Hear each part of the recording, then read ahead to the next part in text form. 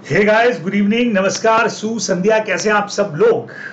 तो आज के इस बहुत ही शॉर्ट वाले वीडियो में हम लोग बात करने वाले हैं लॉ की वोकैबुलरी के, या जो भी आप लॉ के फ्रेजेस कह सकते हैं, उसके दो बहुत इंपॉर्टेंट टॉपिक्स हैं। एक आता है हमारा सब्जेक्ट टू और दूसरा काम करता है विदाउट प्रेजुडिस। और कहां कहां पे इनका यूज होता है, बहुत जबरदस्त पॉइंट है। खास करके हमारे सीए करने वाले जो स्टूडेंट हैं या लॉ की स्टडी वाले जो हमारे स्टूडेंट रहेंगे, उनके लिए ये दोनों वर्ड्स बहुत काम के हैं। तो आइए फटाफट से बहुत ही शॉर्ट में आप लोगों को इसका जो एग्जैक्ट मीनिंग है वो मैं समझा देता हूं। होप्स होगी आप लोगों को ये वीडियो देखने के बाद में दोनों सब्जेक्ट्स के अंदर, इन दोनों टॉपिक्स के अंदर आगे कोई प्रॉब्लम आने वाली नहीं है। चलिए तो फटाफट से शुरू कर दे। देखिए, हमारा पहला वर्ड है यहाँ पे सब्जेक्ट टू, जिसको हम लोग जनरली बोलते हैं अफेक्टेड बाय, है ना। मतलब जनरली अगर मीनिंग देखें तो इसका मतलब है कि भी कुछ ऐसी कंडीशंस इसके साथ में है जो कहीं ना कहीं किसी चीज को इफेक्ट करने वाली है। और हमने एक बहुत सिंपल इसको नाम दे दिया, सुन सुन सुन पहले उसकी सुन। मीन्स अगर किसी भी सेक्शन या प्रोविजन को पढ़ते हुए साथ में सब्जेक्ट टू वर्ड आया है, तो वो ये प्रोविजन कहना चाहता है कि subject to some other section, तो उस सेक्शन की बात को पहले सुनना है और उसके बाद हमारी बात को सुनना है, या उसकी बात को सुने बगैर हमारी बात जो है वो भी नहीं सुनी जाएगी। तो हमने इसका नाम रख दिया भाई सुन सुन सुन पहले उसकी सुन। अच्छा, यहां एक चीज और आपको क्लियर कर देना चाहता हूं। Notwithstanding and save as otherwise पे मैं ऑलरेडी वीडियो अपलोड कर चुका हूं, जिसका लिंक आप लोगों को मैं डिस्क्रिप्शन में दे दूंगा। तो उन दोनों वर्ड्स की मीनिंग भी आप वहां जाकर के देख सकते हैं। चलिए जी, तो the impact of the word subject to when used in a provision is that when the same subject matter is covered by that provision and by another provision or enactment. यानी एक ही प्रोविजन एक जगह पे भी है और वैसा ही provision किसी दूसरी जगह पे भी है, subject to which it operate, and there is a conflict between them. और हो सकता है कि दोनों के अंदर कुछ अलग अलग बातें लिखी है, तो then the latter will prevail over the former. तो बट ऑब्वियस है कि बाद में जो लिखा हुआ है उसको आपको यहाँ पे पहले फॉलो करना है। इसलिए हम क्या करें, पहले उसकी सुन के, भाई जाओ पहले उसका सुनो और उसके बाद में हमारी सुनने की तुमको जरूरत पड़ेगी। ठीक है, तो दो एग्जांपल्स मैंने यहाँ पे लिए बच्चे लोगों, और बहुत जबरदस्त तरीके से आपको समझ में आ जाएगा पूरा पॉइंट। पहला एग्जांपल हमने लिया है कंपनीज एक्ट का। हमारा एक सेक्शन काम करता है 13 सेक्शन बात करता है मेमोरेंडम में ऑल्ट्रेशंस की। और वहां पे हमारा 13(2) कहता है कि any change in the name of company, कि अगर कोई भी कंपनी अपने नेम में चेंज करती है, shall be subject to the provision of subsection 2 and 3 of section 4। अब आपको मैं यहां पे बता दूं कि हमारा जो सेक्शन 4 है वो मेमोरेंडम से कनेक्टेड है ना। और वहां कंपनी को अपने नेम कैसे रखना है उससे रिलेटेड कुछ प्रोविजन 2 और 3 में दे रखे हैं, तो मैंने यहां पे ले हैं, तभी आपसे डिस्कस करूंगा मैं। तो ये कहने की कोशिश कर रहे हैं कि भाई 13(2) के अंदर आप कंपनी का नाम चेंज कर सकते हो, बिल्कुल कर सकते हो, लेकिन उसके लिए आपको सेक्शन 2 और 3 के प्रोविजन की पहले सुननी पड़ेगी। मतलब चेंज आप करिए, लेकिन सबसेक्शन 2 और 3 जो सेक्शन 4 के हैं उनकी बात को सुन करके फिर ही आप कंपनी के नेम में चेंज कर सकते हो, बराबर। ये सेक्शन यहां पे सिंपल सी बात कहना चाह रहा है। This implies that any change in the name of company has to the accordance with the provision of section 4(2) as well as section 4(3) of the Companies Act 2013। तो इसीलिए हमने नाम का क्या दे दिया इसका कि भाई सुन सुन पहले उसकी सुन, कि जाइए और पहले उसका सुनिए और उसके बाद ही इसको फॉलो करिए। तो आपको मैं बता दूं कि जैसे कोई भी कंपनी अगर नाम चेंज करना चाह रही है, तो सेक्शन 4(2) ये कहना चाह रहा था कि उसका नाम किसी पहले से एग्जिस्टिंग कंपनी के नेम से मैच नहीं होना चाहिए। ठीक है, देन कहीं पर भी वो कंपनी जो है वो कोई ऑफेंस को कॉन्स्टिट्यूट नहीं कर रही हो, या सेंट्रल गवर्नमेंट की नजर के अंदर अनडिजायरेबल नेम नहीं होना चाहिए। एज वेल एज सेक्शन 4(3) जो है वो भी यहाँ पे कई सारे वर्ड्स की बात करता है कि भाई कंपनी के नेम का कनेक्शन अगर सेंट्रल गवर्नमेंट से, स्टेट गवर्नमेंट से, लोकल अथॉरिटीज से अगर कनेक्टेड दिख रहा है, तो आपको पहले प्रीवियस अप्रूवल यहाँ पे आरओसी का लेना पड़ेगा।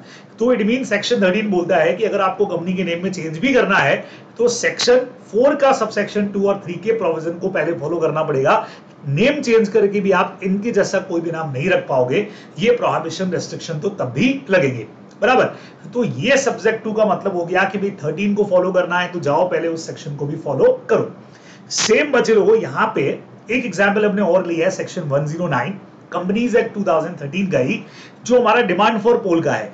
अब डिमांड फॉर पोल का जो सेक्शन है जहां पे मेंबर्स पोलिंग के लिए डिमांड कर सकते हैं, कुछ सिलेक्टेड मेंबर्स के पास में राइट रहता है, तो वहां पे सबसेक्शन 6 में एक लाइन लिखी है, subject to the provision of this section.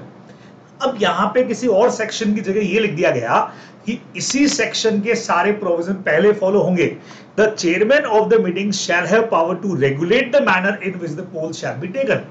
तो यहां पे चेयरमैन को पावर दी है कि भाई आप रेगुलेट वगैरह कर पाओगे, लेकिन उससे पहले जरूरी है कि इस सेक्शन के बाकी सारे प्रोविजंस जो हैं वो फॉलो करने ही पड़ेंगे आपको। यानी हमने फिर से कह दिया भाई पहले उसकी सुन, फिर हमारी सुन लेना, लेकिन हमारी भी सुनना है, लेकिन पहले उसका तुमको सुनना पड़ेगा, तभी हमारी सुन पाओगे। ये हमारा काम करता है सब्जेक्ट 2 का प्रोविजन। बराबर क्लियर है? तो मेरे ख्याल से सब्जेक्ट 2 में आपको किसी तरह का दिक्कत नहीं आना चाहिए कि इस वर्ड का मीनिंग जो है वो क्या जाता है। चलिए, ऐसे ही एक इंटरेस्टिंग वर्ड हमारे पास और है जिसको हम कहते हैं विदाउट प्रीजुडाइस और without harm to an existing right. Exact इसका मीनिंग अगर आप देखेंगे तो ये निकलेगा, मीन्स ये हो रहा है कि अच्छा, हिंदी में इसको वैसे बोलते हैं प्रतिकूल प्रभाव डाले बिना, यानी दूसरे को नुकसान पहुंचाए बगैर हमको अपना सेक्शन भी फॉलो करना है। यानी अगर मैं इसको एक सिंपल लैंग्वेज में बोलूं तो मेरी भी सुन, उसकी भी सुन। अब फर्क समझिएगा, सब्जेक्ट 2 में हमने कहा था पहले सुन सुन सुन, पहले उसकी सुन, बराबर। यहां हम सीधा कह रहे हैं कि मेरी भी सुन और उसकी भी सुन भाई, यानी दोनों की ही बात को सुना जाना है। हम नहीं चाहते कि दूसरे को नुकसान पहुंचाओ, आप उस सेक्शन को भी फॉलो करिए, लेकिन साथ साथ में हमको भी फॉलो करिए, हमारे प्रोविजंस, हमारे अंदर जो चीजें लिखी है उनको भी फॉलो करिए, ठीक है। तो when certain particular provision follow general provision and when it is stated that the particular provision are without prejudice to those general provision, so the particular provision would not restrict the operation and generality of the presiding general provision. वही बात हो गया कि आपको उसको भी follow करना है, उसको नुकसान नहीं पहुंचा रहे, आप उसको भी फॉलो करिए और हमको भी फॉलो करिए। In other word, the particular provision shall operate in addition to and not derogation to the general provision। तो वही हो गया बच्चे लोगों, जो ऊपर मैंने बोला कि आपको विदाउट हार्म, दूसरे को बगैर नुकसान पहुंचाए, वो सेक्शन आप फॉलो करते रहिए, लेकिन इसको भी फॉलो करिए, मेरा भी सुनिए और उसका भी सुनिए, ये हमारा सेक्शन कहता है। अगर एग्जाम्पल पे बात करूं तो अभी अभी एक सेक्शन ऊपर वाले में आया था, सेम एग्जाम्पल में ले रहा हूं, देखिएगा। जो हमारा सेक्शन नंबर 4.3 बात करता है, जो अगेन मेमोरेंडम में कंपनी के नेम की बात करता है, तो वहां 4.3 क्या कहता है, without prejudice to the provisions of subsection 2 a company shall not be registered with the name which contains. अब बच्चे लोगों, ये दोनों सेक्शन मैंने ऊपर ऑलरेडी ले रखे थे, तो आप देखें सेक्शन 4.2 बात कर रहा था ये कंपनी का नेम एग्जिस्टिंग से मैच नहीं होना चाहिए, कोई ऑफेंस कॉन्स्टिट्यूट नहीं करता हो, या सेंट्रल गवर्नमेंट की नजर में अनडिजायरेबल ना हो। यहां आगे सेक्शन 4.3 में कह दिया without prejudice to the provision of subsection 2, means subsection 2 को बगैर नुकसान पहुंचाए आपको ये सेक्शन फॉलो करना है। मींस हो गया कि 4.2 भी फॉलो करना है और उसके एडिशन के अंदर आपको 4.3 भी फॉलो करना है। यहां 4.3 में ऐसा कुछ मत रखना जो 4.2 के किसी प्रोविजन को खराब कर दे, उस प्रोविजन के किसी भी पॉइंट को, या आप कह सकते हैं जो चीज वहां लिखी है उसको किसी तरह से अगेंस्ट में चला जाए, उसको हार्म कर दे, ऐसा कुछ भी नहीं होना चाहिए। मतलब हमारी भी सुनिए भाई और उसकी भी सुनिए, ये एग्जैक्टली सेक्शन का मीनिंग जाएगा, इस वर्ड का मीनिंग जाएगा, जो आप लोग को ध्यान में रखना है। बराबर से बात समझ में आया? एक एग्जाम्पल यहाँ पे बच्चों मैंने और लिया है, वो है हमारा सेक्शन नंबर 120 का, again companies act 2013, maintenance and inspection of the document in electronic form. जहां जो इलेक्ट्रॉनिक फॉर्म के डॉक्यूमेंट है उनका मेंटेनेंस कैसे होगा, उनका इंस्पेक्शन कैसे होगा, तो सेक्शन चालू ही कहां से होता है, without prejudice to the any provision of this act. पूरा एक्ट का कोई भी प्रोविजन को नुकसान पहुंचाए बगैर, यानी वो तो आपको फॉलो करना ही करना है और हमको भी फॉलो कर लो भाई। Any document, record, register, minutes जो भी कंपनी मेंटेन करती है वो अलाउ रहेगा, इंस्पेक्टेड रहेगा, any person to the company under this act, और मे बी केप्ट और इंस्पेक्टेड और copies given as the may be in electronic form in such manner as may be prescribe.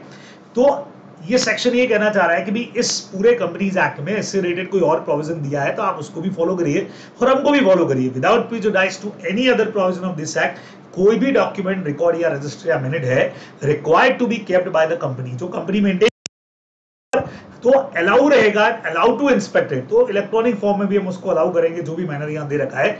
तो again ये चीज कहने की ये कोशिश कर रहे हैं कि उनकी भी सुनिए और हमारी भी सुनिए, उसको नुकसान पहुंचाए बगैर आपको इसको फॉलो करना है, ये आप लोग यहाँ पे ध्यान में रखने वाले हैं। ठीक है, क्लियर हो गया बराबर। तो मेरे अकॉर्डिंग मुझे लगता है कि ये दोनों चीजें अब आप लोगों को बहुत अच्छे से समझ में आ गई होंगी। इसके अलावा जैसे मैंने कहा था, इंपॉर्टेंट पॉइंट हमारा और आता है नॉर्थ स्टैंडिंग का या सेव एज अदरवाइज का, उसका वीडियो ऑलरेडी अपलोडेड है और उसका लिंक मैं डिस्क्रिप्शन में आपको देने वाला हूं। तो बच्चे लोगों, ये थी आज की बात। जल्द ही आपसे फिर मुलाकात होगी ऐसे और बहुत सारे इंपॉर्टेंट वोकैबुलरी वर्ड जो हमारे लोग हैं उनके साथ में। तब तक के लिए पढ़ते रहिए। Good night.